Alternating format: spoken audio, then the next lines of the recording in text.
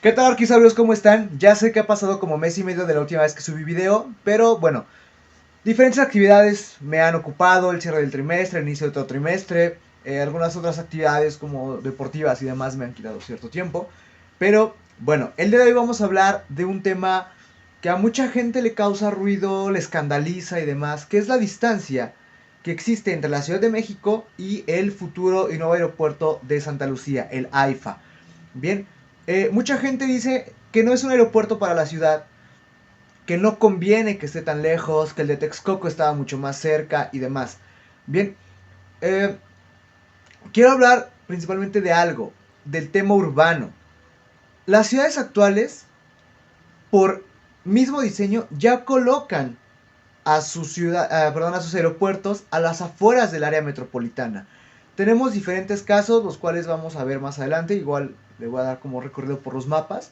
Eh, Entonces, el hecho de que Santa Lucía esté tan lejos de la ciudad no es tanto por capricho, es más por una necesidad de que no se tenía un terreno adecuado y además de que mitiga diferentes cosas, como es la saturación urbana, ¿ok? Porque recordemos que la ubicación actual del AIFA permite dotar de servicios aeroportuarios a ciudades como Querétaro, como Pachuca, como la misma Ciudad de México e incluso Toluca, ¿va? Por el punto y la ubicación en la cual se encuentra, tiene esa gran ventaja de que tiene diversificadas las rutas. En el caso del Benito Juárez, estaba ya anclado entre toda la mancha urbana, sí está a las orillas de la ciudad, pero está muy anclado, está muy dentro de la Ciudad de México. Cosa que en otras ciudades, como es París, ha sucedido con los otros aeropuertos, como en su momento fue el Nacional, que ahorita es un museo de la Fuerza Aérea del Espacio. Entonces, vamos a ver los diferentes casos. También es por tema de población, ¿saben? Actualmente la Ciudad de México y el área metropolitana o el área conurbada tiene una población de casi 22 millones de habitantes. Somos demasiados. Es un exceso. Y ahora, si tú metes un aeropuerto que se estima que al año tenga 22 millones de pasajeros, vas a saturar de más la ciudad, que de por sí ya está saturada, ya tiene infartos urbanos, como los denomino yo, ¿no? Ahora vamos a ver, el caso de Londres, tienen 17.1 millones de habitantes. En el caso de París son 12.2 millones de habitantes en el área metropolitana también. Y Roma y Milano son ciudades mucho más pequeñas. Roma tiene 4.8 millones y Milano tiene 4.1 millones. Y a pesar de su población tan baja en el caso de las ciudades italianas, la distancia que existe entre las ciudades, entre el centro de la ciudad y los aeropuertos, son incluso más largas que la distancia que puede existir entre Santa Lucía y la estación de ferrocarriles o la estación de trenes de Buenavista. ¿Va? Vamos a hablar también de los sistemas o diversos sistemas que se tienen, ¿no? Para empezar, el Leonardo Express es un sistema de tren que se hace aproximadamente 30 minutos desde la estación Termini de Roma hacia el aeropuerto en Fiumicino o Fiumicino, no recuerdo cómo se pronuncia, conocido coloquialmente como el aeropuerto Leonardo da Vinci, ¿va? En este caso, esta ruta, que vamos a ver en el mapa, tiene una distancia aproximada de 31.8 kilómetros. Es un tren especial que te da de la terminal hacia el aeropuerto. A la terminal, me parece que son 3 terminales, hace su parada en cada una y es un promedio de tiempo de 30 minutos más o menos desde el aeropuerto a la ciudad, ¿va? ¿Qué otra cosa también podemos ver en este caso? La ciudad de Milano tiene su aeropuerto y en este caso usan el tren del Malpensa Express. De hecho es mucho más larga esta ruta, también les voy a poner los mapas aquí en imágenes. La ruta del Malpensa es de 52 kilómetros. Es una distancia mucho mayor, obviamente, a la de Termini en Roma a Leonardo da Vinci, e incluso que Buenavista a Santa Lucía. Bien, aquí en el caso del Malpensa es por situación geográfica que el aeropuerto no puede estar un poco más cerca de la ciudad de Milano, pero existe, ¿va? Ahora, vamos por ejemplo al caso del Charles de Gaulle en París, que es el aeropuerto principal de esta ciudad. Recordemos que París tiene 12.2 millones de habitantes, nosotros la duplicamos, ¿va? Bien, en el caso de París tenemos dos rutas, ¿no? El primero es la ruta del tren de los TGV de el aeropuerto del Charles a el centro de París, a Gare de Nord, a la estación del norte. Son 33.4 kilómetros de tren.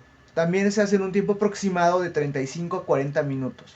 Bien, en el caso de este aeropuerto está a las afueras de la zona metropolitana de París y funciona de tal manera que siempre es el aeropuerto principal o el punto hub para aerolíneas como es Air France.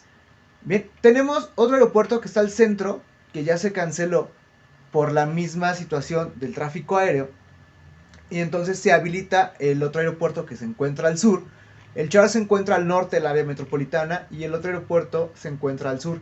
Para este caso también se hace un tren, este no es de gran velocidad, es un tren de medias o cortas distancias, pero está a una distancia de 39.4 kilómetros de Gare du Nord también, que es como la central principal de los trenes en París.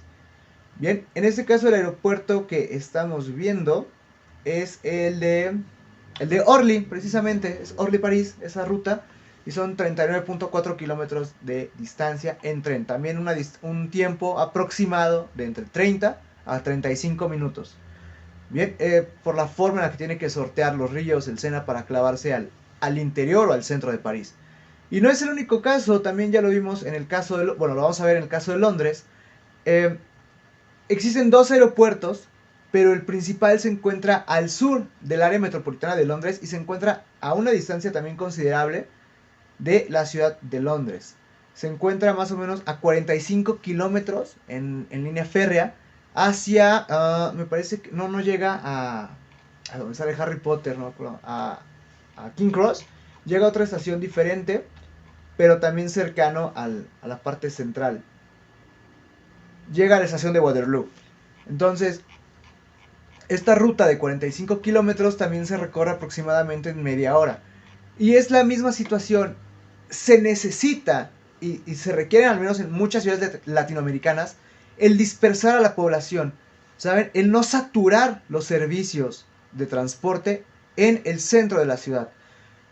Al menos en ciudades o modelos de ciudades europeas, siempre los aeropuertos se mantienen a la periferia del área metropolitana y las terminales de autobuses, omnibuses también se les conoce, y de trenes son las que se mantienen al centro por su ventaja y digamos que hasta cierto punto flexibilidad para poder ingresar a zonas de alta densidad urbana. Por ejemplo, Buenavista sigue siendo un punto muy importante en cuanto a tránsito ferroviario, aunque ya no se tienen las grandes corridas como antes se tenían con el Sultán a Monterrey, a Jalisco, a Veracruz y demás. Siguen existiendo esas vías férreas porque son parte de la comunicación. Por eso está la terminal de Pántaco, otra al norte que no recuerdo el nombre, y Buenavista. A final de cuentas es una red de pasajeros que crea ese vínculo, esa conectividad y comunicación entre el centro de la Ciudad de México y el norte del área metropolitana en Cuautitlán y Tultitlán. Bien, en el caso del suburbano, que se está ampliando, que se está haciendo la derivación para llegar precisamente a Santa Lucía, tenemos una distancia aproximada también de 41.6 kilómetros. Si es considerado, es mucho más largo que determiné a Leonardo da Vinci, pero no es más largo que de Milano al aeropuerto de Milán. Y tampoco es tan largo como el aeropuerto de Londres a la estación de Waterloo. Creo que debemos de empezar a entender que las ciudades están cambiando. Al menos en Latinoamérica está tratando de llegar a modelos que han funcionado en cuanto a urbanización en Europa. También funciona en parte en Asia. La cuestión de China, Japón son temas muy ajenos por la forma de crear ciudad. Pero bien, el punto de este video es reflexionar si realmente es un error que esté tan lejos como se presume. Que seamos realistas, sí se encuentra lejos, pero no se encuentra incomunicado o ajeno a la actividad del centro de la ciudad. Entonces, hay que ver otros modelos de ciudad. Se me cortó el video muy mal, muy gacho. Ya casi va a terminar. Para concluir, hay que entender que las ciudades están cambiando, que hay que crear nuevos modelos de urbanización. Hay que distinguir los modelos que sí funcionan y aplicarlos. En el caso de la Ciudad de México es muy complejo porque tenemos una historia de más o menos 500 años en el cual se ha creado el urbanismo de la ciudad de una forma arbitraria, que empezó con cierto ordenamiento, que después llegó la industria, los cambios históricos, ciertos procesos, los transportes, qué transportes se han quitado. Por ejemplo, donde está el Monumento a la Madre, antes era una estación de ferrocarril. Todo ese tipo de cosas que han modificado la ciudad y que han dado cabida a más población, te hace pensar en nuevos espacios urbano-arquitectónicos, en otras ubicaciones, pero no por eso ajenas a la ciudad, ¿va? Pues por mi parte es todo, espero que este video de regreso les haya agradado, vamos a seguir creando contenido constante, y ya los tenemos preparados, y pues por mi parte es todo, nos vemos, cuídense, bye.